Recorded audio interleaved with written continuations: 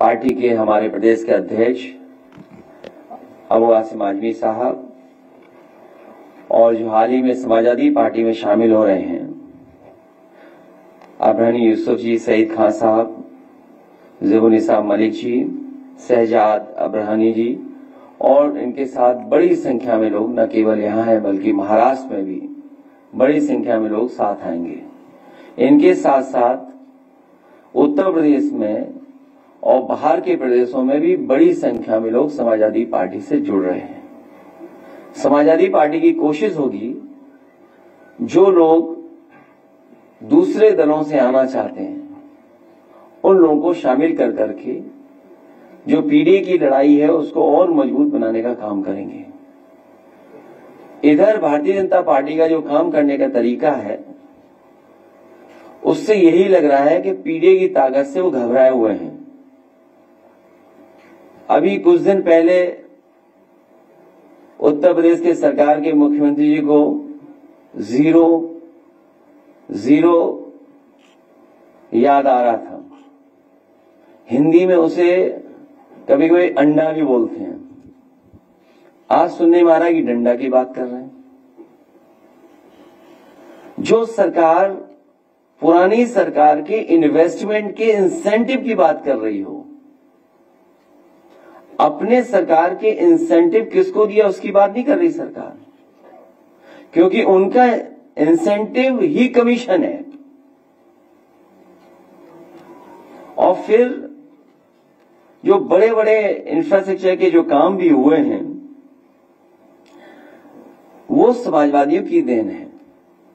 और समाजवादी पार्टी के समय पर जो एक्सप्रेसवे बने या अन्य जो सड़कें बनी वो एग्जेम्पलरी काम हुआ, उसका उदाहरण दूसरे विभागों ने और प्रदेश की सरकारों ने अपनाया। मेडिकल की क्या हालत है हम और सब लोग जानते हैं। आग के बाद आग लग रही है। झांसी की आग के बाद तो सरकार को सबक लेना चाहिए था। और मैं तो आपसे कहूंगा कि जिस समय ऑक्सीजन के अभाव की वजह से सरकार की मीटिंगों के जो जो फैसले हुए थे, सरकार ने जो जो निर्णय लिए थे, अगर सरकार ने अमल किया होता उन पर तो ना झांसी जैसी घटना होती जहां बच्चों की जान गई और ना ही जो कल रात को देखने को मिला जो बड़े अस्पताल में आग लग गई। कुछ लोग ये भी कहते हैं कि पिछले 7-8 साल से जो खराब क्वालिटी का सामान लगा है, बचने के लिए आग लगा दो, फिर उसका नामो निशानी नहीं बचेगा। तो कहीं ये बात तो नहीं है कि अपने भ्रष्टाचार को छिपाने के लिए ये काम हो रहे हो।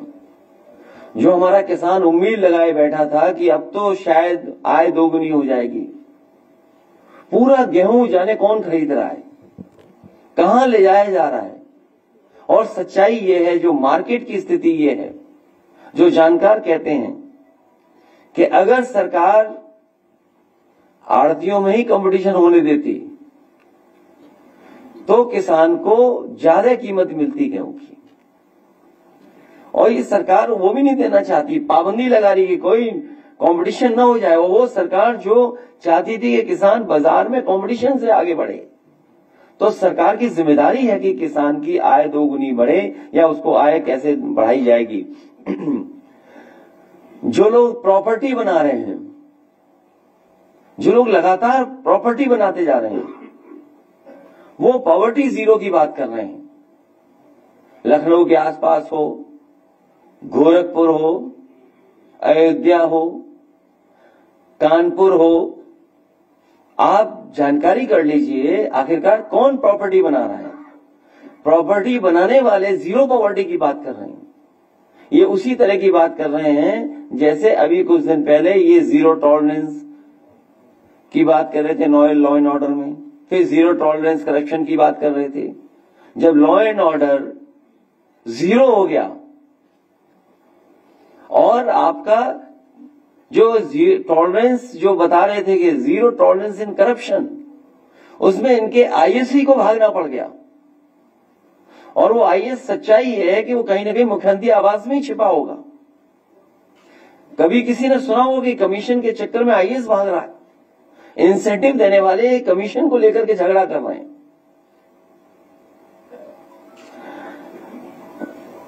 इसलिए इस सरकार को जीरो ही जीरो दिखाई दे रहा है, क्योंकि खुद जीरो होने जा रहे हैं। इनके फैसले पहले से ही पता लग जाते हैं। एक जो फैसला अभी होगा, उस फैसले में दो चीजें तो हमें भी पता है, एक कार्यवाहक होगा, एक सिंह होगा। बीच में कौन होगा ये नहीं मुझे पता। एक कार्यवाहक होगा और सिंह होगा, बीच में क्या होगा ये नहीं कह सकते। और फिर कल मुख्यमंत्री कह रहे कि मेट्रो बनाई है उन्होंने। अरे आप सबसे पढ़े लिखे लोग हैं, बुद्धिजीवी हैं और लखनऊ के हैं, आप मुझसे बताओ कहां मेट्रो बनाई उन्होंने?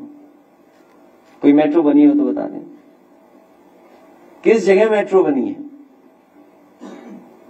पूरे उत्तर प्रदेश में जो मेट्रो आज बनी और चल रही हैं, वो समाजवादियों की देन है, वो भारतीय जनता पार्टी की कोई उपलब्धि नहीं है।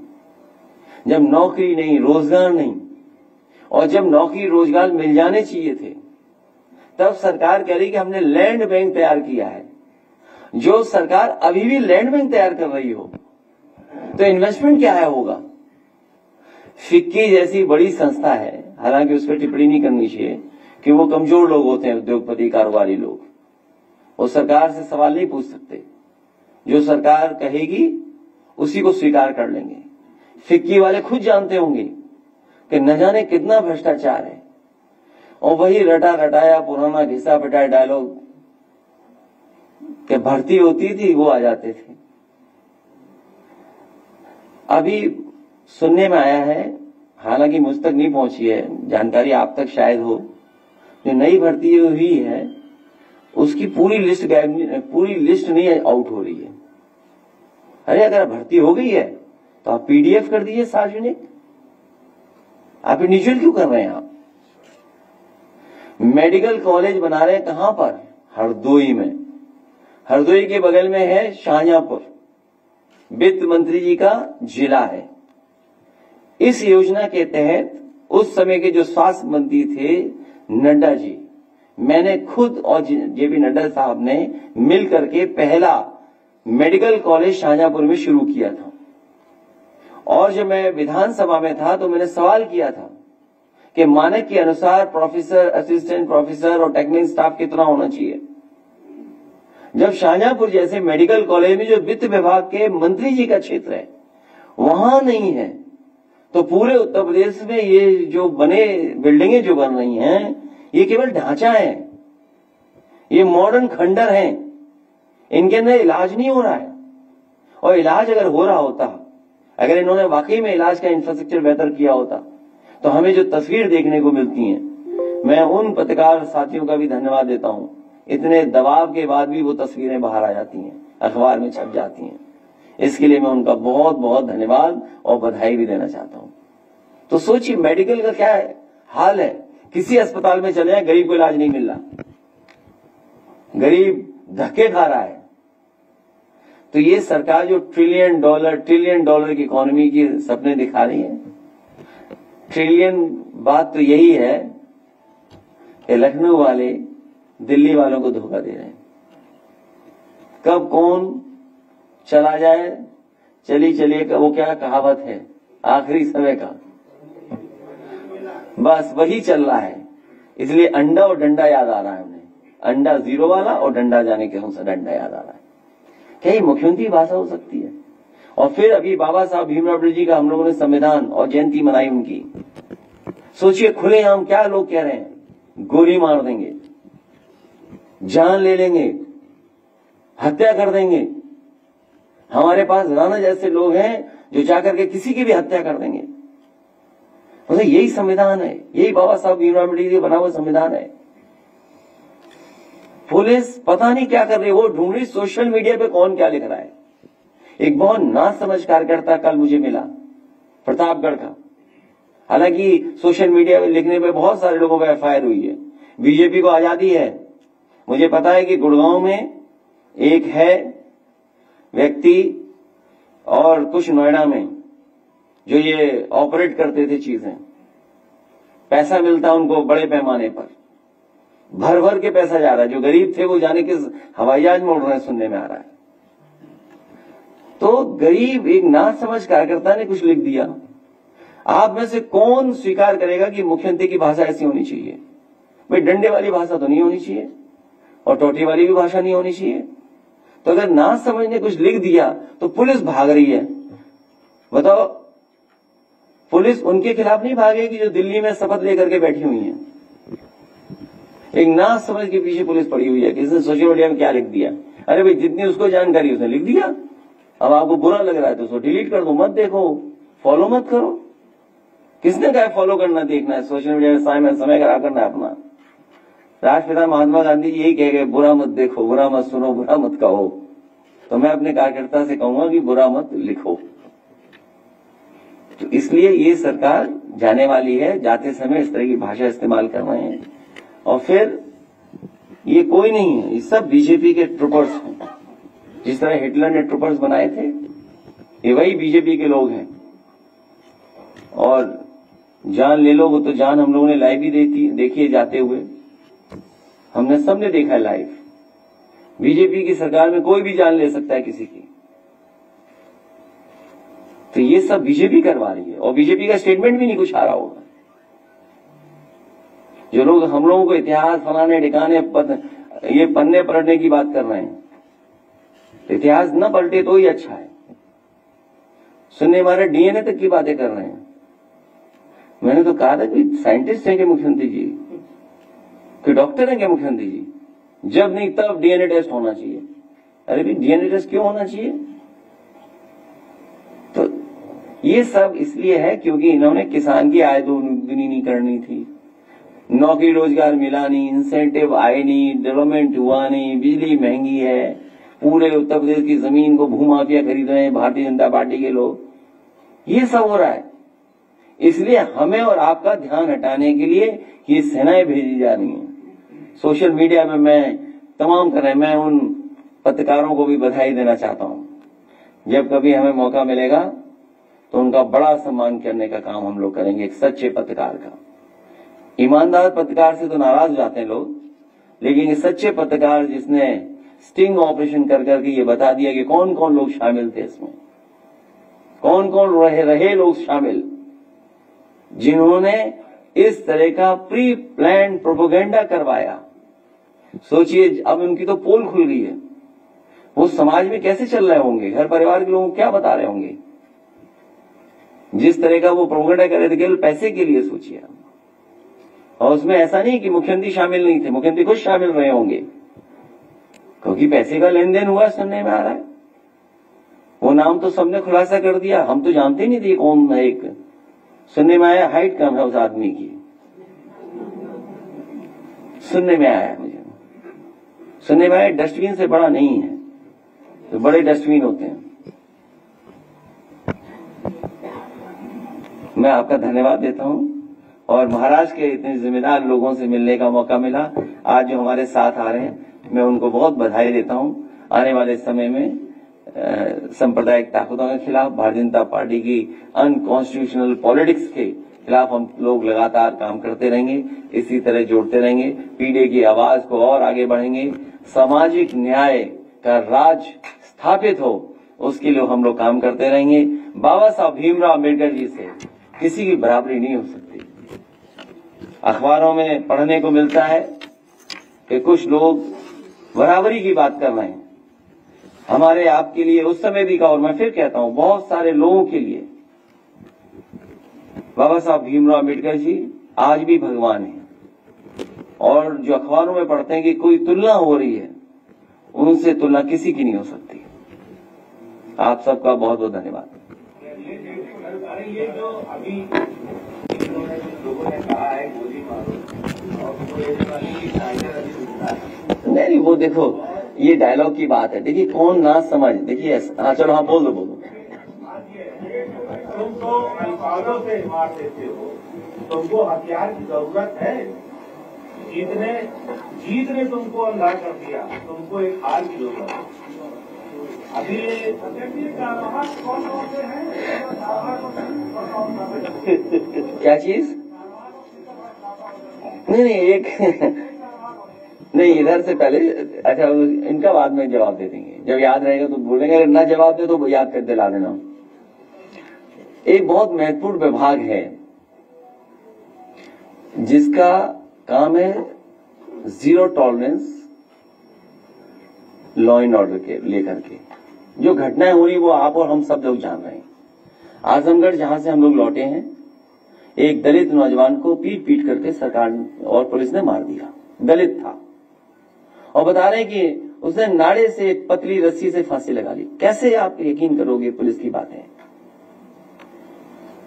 बस्ती जिले में उपाध्याय एक नौजवान था, कुछ लेन देन की शिकायत थी, पुलिस कह रही थी इतना पैसा दे दो, बाद में पता लगा पुलिस ने कहा 5,000 रुपए दे दो। 5,000 रुपए नहीं जुटा पाया, इतना मारा कि उसकी भी जान चली गई। अभी प्रयागराज से सुनने में आया कि एक दलित परिवार का एक नौजवान, कुछ कहा सुनी हो गई, करछना विधानसभा कुछ कहा सुनी होगी, कुछ लेन देन का पुराना एक दूसरे का साथ था, इतना मार जला दिया। बताओ आप, आदमी जला दिया। ये कोई घटनाएं मामूली है क्या? आप सोचिए आप। तो उसी विभाग के जो मुखिया बनते हैं वो अभी तक तो कार्यवाहक बनते आए हैं। उस कारण में मैं नहीं जानना चाहता हूं कि कार्यवाहक किस कारण बन रहे हैं, लेकिन एक चीज तो हम लोगों को सबको पता है, यहां जितने बैठे हैं सबको पता है, कुछ आरोप हम लोगों पे भी लगते थे। अगर वो आरोप लगते हो तो मेरे पास तो चित्रकूट का हिसाब किताब देख लीजिए, मैं स्क्रीन पे डाल सकता हूं जिले का, और कैसे पोस्टिंग है। तो कार्यवाहक होना है, बीच में का नाम नहीं पता है, लेकिन आखिरी में सिंह होना है।